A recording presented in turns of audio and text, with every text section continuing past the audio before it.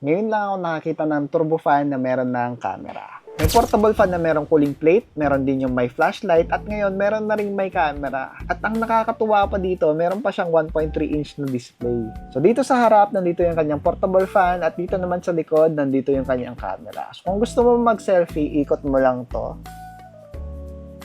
So nandito na sa aking harap ngayon yung kanyang camera. So pwede ko na ngayon gamitin pang selfie o kaya pang vlog. So ayan, itong ginagamit ko ngayon, ito yung Gojodoc fan na merong camera. Dito yung kanyang camera. Ayan, so try natin ilakad. Ayan, lalakad tayo.